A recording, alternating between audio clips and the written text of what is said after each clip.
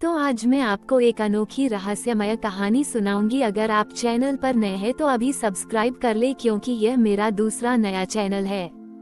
तथा कहानी पूरा देखे, अंत में एक अनोखा रहस्य छुपा है। धन्यवाद। तो सुनिए। स्वामी रुद्रानंद की तपस्या और भगवान शिव के आशीर्वाद से सरिता और निर्झरा नदियों का मिलन हो चुका था। संगमेश्वर महादेव मंदिर की स्थापना ने इस स्थान को एक पवित्र तीर्थ बना दिया। सरिता नदी के किनारे बसे गांव के लोग अब जल संकट से मुक्त थे और उनकी फसलें पहले से कहीं अधिक लहलहा रही थीं। लेकिन इस मिलन का प्रभाव केवल भौतिक समृद्धि तक सीमित नहीं रहा। निर्झरा नदी पहाड़ों और जंगलों से होकर आती थी और उसके मार्ग में कई वनवासी समुदाय आदिवासी रहते थे। ये वनवासी बाहरी दुनिया से कटे हुए थे और उनका जीवन प्रकृति पर निर्भर था। वे भी निर्झरा को पवित्र मानते थे, लेकिन सरिता के किनारे बसे गांव के लोगों से उनका कोई मेलजोल नहीं था।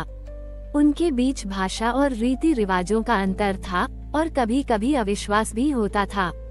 जब निर्झरा का जल संगमेश्वर महादेव मंदिर तक पहुंचा, तो वनवासियों को भी इस चमत्कार का पता चला। उन्होंने देखा कि उनकी पवित्र नदी अब मैदानी लोगों की नदी से जुड़ गई है। कुछ वनवासी अपनी उत्सुकतावश मंदिर देखने आए। उन्हें लगा कि यह उनके लिए एक नया खतरा हो सकता है, लेकिन मंदिर में उन्हें जो शांति और सम्मान मिला, उसने उनके विचारों को बदलना शुरू कर दिया। सरिता के किनारे बसे गांव के लोगों ने स्वामी रुद्रानंद के शिष्यों के मार्गदर्शन में एक नई परंपरा शुरू की। हर श्रावण मास में वे संगमेश्वर महादेव मंदिर में एक भव्य भंडारे का आयोजन करते थे। इस भंडारे में किसी भी जाति, समुदाय या क्षेत्र के व्यक्ति को आने और भोजन करने की अनुमति थी। इसका उद्देश्य शिव के नाम पर सभी को एक साथ लाना था। शुरुआत में वनवासी झिझकते थे। उन्हें डर था कि मैदानी लोग उन्हें स्वीकार नहीं करेंगे, लेकिन धीरे धीरे कुछ बहादुर वनवासियों ने भंडारे में भाग लेना शुरू किया। उन्होंने देखा कि वहां उनके साथ कोई भेदभाव नहीं किया जाता। उन्हें भी उतना ही सम्मान मिलता जितना किसी और को। इस भाईचारे ने उनके मन में वर्षों का अविश्वास तोड़ दिया। श्रावण का तीसरा सोमवार था। भंडारे में वनवासियों की संख्या बढ़ती जा रही थी। उन्होंने पहली बार मैदानी लोगों के साथ खुलकर बातचीत की, अपने अनुभव साझा किए और अपनी खुशियां बांटी। दोनों समुदायों के बच्चे एक साथ खेलने लगे। यह नदियों का ही नहीं, बल्कि दो संस्कृतियों और दो समुदायों का मिलन था। इस मिलन को देखकर स्वामी रुद्रानंद के एक प्रमुख शिष्य महादेव बहुत प्रसन्न हुए। महादेव ने देखा कि दोनों समुदायों के बीच अभी भी पूरी तरह से संवाद स्थापित नहीं हो पाया है। उन्होंने एक विचार किया। महादेव ने दोनों समुदायों के प्रमुखों को बुलाया और कहा, नदियों का मिलन तो शिव ने कर दिया, लेकिन अब मनुष्यों का मिलन आप सबको करना है। इस श्रावण के अंतिम सोमवार को आप सब मिलकर अपनी अपनी परंपराओं के अनुसार संगमेश्वर महादेव की पूजा करें। वनवासी अपने जंगल के उत्पादों जैसे शहद, फल को लाएं और गांव के लोग अपने खेतों के अनाज और सब्जियां लाएं। हम सब मिलकर एक महाप्रसाद तैयार करेंगे और उसे शिव को अर्पित कर सभी में बांटेंगे। दोनों समुदायों ने महादेव की बात मान ली। श्रावण का अंतिम सोमवार आया। वनवासी अपनी पारंपरिक वेशभूषा में अपने जंगल के अनमोल उत्पादों के साथ आए। गांव के किसान अपनी लहलहाती फसलों के सबसे अच्छे अनाज और सब्जियां लेकर पहुंचे। उन्होंने मिलकर बड़े बड़े बर्तनों में महाप्रसाद तैयार किया।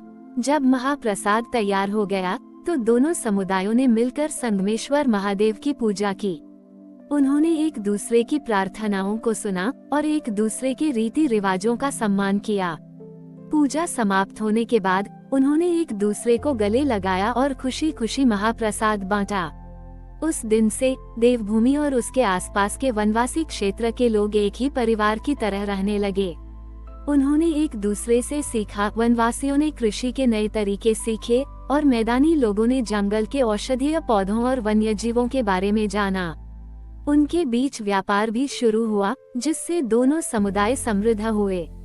संगमेश्वर महादेव मंदिर केवल नदियों के मिलन का प्रतीक नहीं रहा, बल्कि मनुष्यों के दिलों के मिलन का भी प्रतीक बन गया। ये कहानी हमें सिखाती है कि भगवान शिव की कृपा केवल भौतिक समृद्धि ही नहीं लाती, बल्कि समुदायों के बीच के अविश्वास को तोड़कर प्रेम और भाईचारा भी स्थापित करती है। श्रावण का महीना इस बात का साक्षी बना कि कैसे भक्ति और सेवा के माध्यम से विभिन्न धाराएं मिलकर एक महान और सामंजस्यपूर्ण समाज का निर्माण कर सकती हैं।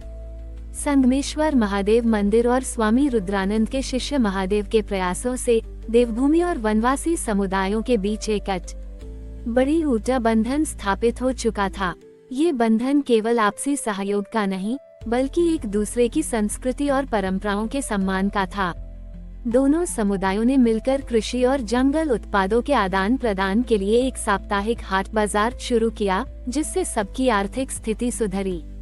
महादेव ने देखा कि इस एकता को बनाए रखने के लिए शिक्षा बहुत जरूरी है। उन्होंने संगमेश्वर महादेव मंदिर परिसर में ही एक गुरुकुल की स्थापना की।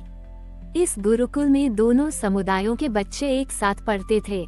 उन्हें न केवल वैदिक ज्ञान और कृषि कौशल सिखाया जाता था, बल्कि वनवासी बच्चों को जंगल के औषधीय पौधों और वन्य जीवों के बारे में भी पढ़ाया जाता था और मैदानी बच्चों को नदियों के जल प्रबंधन और मिट्टी के स्वास्थ्य के बारे में सिखाया जाता था।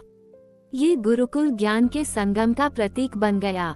श्रावण मास में गुरुकुल के बच्चे मिलकर शिव भजन गाते और उनकी आवाजों में दोनों समुदायों की भक्ति और संस्कृति का मेल होता था।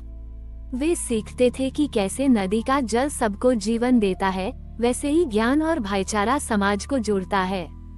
कई पीढ़ियों तक देवभूमि और वनवासी क्षेत्र में शांति और समृद्धि रही। संगमेश्वर महादेव मंदिर की महिमा बढ़ती गई और गुरुकुल से निकले छात्र देश के विभिन्न हिस्सों में ज्ञान और भाईचारे का संदेश फैलाने लगे। लेकिन प्रकृति कभी कभी अपनी परीक्षा लेती है। एक बार फिर वर्षों बाद एक भयंकर अकाल ने पूरे क्षेत्र को घेर लिया। यह इतना भीषण था कि सरिता और निर्झरा नदियां भी सूखने लगी थीं और संगमेश्वर महादेव मंदिर के पास का जल स्रोत भी कम होने लगा। खेतों में दरारें पड़ने लगी और जंगल में भी पानी की कमी से जानवर मरने लगे। यह अकाल पिछले सभी अकालों से कहीं अधिक गंभीर था। गांव और वनवासी समुदाय के लोग बहुत चिंतित हो गए। उन्होंने मिलकर मंदिर में पूजा पाठ किए, यज्ञ किए, लेकिन कोई फायदा नहीं हुआ। निराशा फैलने लगी थी। उन्हें लगा कि शायद शिव इस बार उनकी प्रार्थनाएं नहीं सुन रहे हैं या उनके कर्मों में कोई कमी रह गई है। श्रावण का तीसरा सोमवार था। गांव और वनवासी समुदाय के सभी प्रमुख लोग मंदिर में इकट्ठा हुए थे, समस्या पर विचार विमर्श करने के लिए।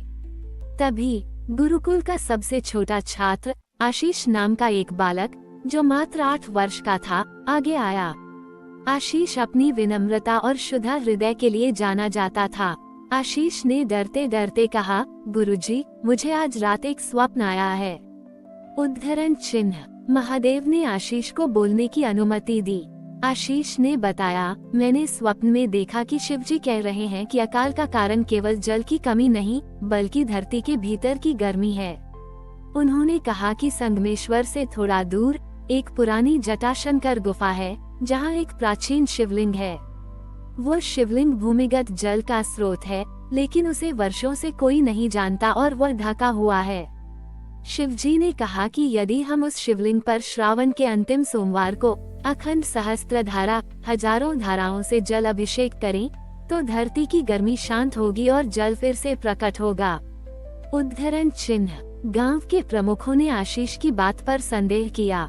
जटाशंकर गुफा बहुत दूर और खतरनाक थी और उसके अंदर तक जाना असंभव लगता था। फिर एक छोटे बच्चे के स्वप्न पर कैसे विश्वास करते? लेकिन महादेव ने आशीष की आंखों में चमक और उसके शब्दों में सच्चाई देखी। उन्होंने कहा, बच्चे का हृदय शुद्ध होता है। शिव कभी कभी बच्चों के माध्यम से ही संदेश भेजते हैं। हमें आशीष के स्वप्न पर विश्वास करना चाहिए। महादेव के नेतृत्व में गांव और वनवासी समुदाय के बहादुर लोगों की एक टीम आशीष को साथ लेकर जटाशंकर गुफा की ओर रवाना हुई। ये यात्रा बहुत कठिन थी। उन्हें घने जंगल से गुजरना पड़ा और खतरनाक रास्तों को पार करना पड़ा। आशीष अपनी छोटी उम्र के बावजूद रास्ता दिखाता रहा, क्योंकि उसे स्वप्न में सब कुछ साफ साफ दिखाया गया था। अंतिम सोमवार को वे जटाशंकर गुफा पहुँचे। गुफा अंदर से बहुत विशाल और गहरी थी। आशीष ने एक स्थान पर उंगली रखी और कहा, शिवलिंग यही है। सभी ने मिलकर उस स्थान की खुदाई शुरू की। कुछ ही देर में उन्हें मिट्टी और पत्थरों के नीचे दबा एक प्राचीन विशाल शिवलिंग मिला, जिसके ऊपर एक छोटी सी जलधारा टपक रही थी जो तुरंत सूख रही थी। दोनों समुदायों के लोगों ने तुरंत उस शिवलिंग को साफ किया। उन्होंने अपने अपने जलपात्रों में बचा हुआ जल इकट्ठा किया और मिलकर अखंड सहस्त्रधारा शुरू की। उन्होंने अपनी सारी भक्ति और विश्वास उस जल अभिषेक में उड़ेल दिया। आशीष भी अपनी छोटी सी अंजुली से जल अर्पित करता रहा और ओम नमः शिवाय का जाप करता रहा। जैसे ही जल अभिषेक शुरू हुआ, शिवलिंग से एक अद्भुत ऊर्जा निकलनी शुरू हुई। धरती धीरे धीरे कांपने लगी और फिर चमत्कार हुआ। शिवलिंग के नीचे से एक विशाल और शक्तिशाली जलधारा फूट निकली। यह इतनी तीव्र थी कि उसने पूरी गुफा को भर दिया और बाहर जंगल में भी बहने लगी। ये जलधारा सीधे सरिता और निर्झरा नदियों की ओर बह रही थी और कुछ ही घंटों में उन्होंने फिर से अपने पूर्ण वेग में बहना शुरू कर दिया। पूरे क्षेत्र में अकाल समाप्त हो गया था। जटाशंकर गुफा अब जटाशंकर महादेव मंदिर के नाम से जानी जाने लगी और यह संगमेश्वर महादेव मंदिर जितना ही पवित्र माना गया। आशीष, उस छोटे बच्चे ने अपने शुद्ध विश्वास से पूरे क्षेत्र को बचाया था। वह बड़ा होकर एक महान संत बना और उसने ये संदेश फैलाया कि भगवान शिव को ढूंढने के लिए पहाड़ों में नहीं बल्कि अपने भीतर के विश्वास में झांकना पड़ता है। देवभूमि और वनवासी समुदाय के बीच का बंधन और भी मजबूत हो गया। उन्होंने सीखा कि कैसे हर संकट में एकजुटता, विश्वास और बच्चों की मासूमियत में भी समाधान छिपा हो सकता है। ये कहानी श्रावण के पवित्र महीने की महिमा को दर्शाती है, जहां शिव की कृपा उन्हीं पर बरसती है जो निस्वार्थ भाव से, सामूहिक एकता के साथ और अटूट विश्वास के साथ उनकी शरण में आते हैं। हमारी और भी आध्यात्मिक एवं अनोखी कहानियाँ देखने के लिए हमारे चैनल पर जाएं तथा धार्मिक एवं पौराणिक अनोखी कहानियाँ हमारे चैनल पर है। कृपया जाके देखें तथा हमारे चैनल को सब्सक्राइब करके रखें और वीडियो लाइक जरूर करें। धन्यवाद।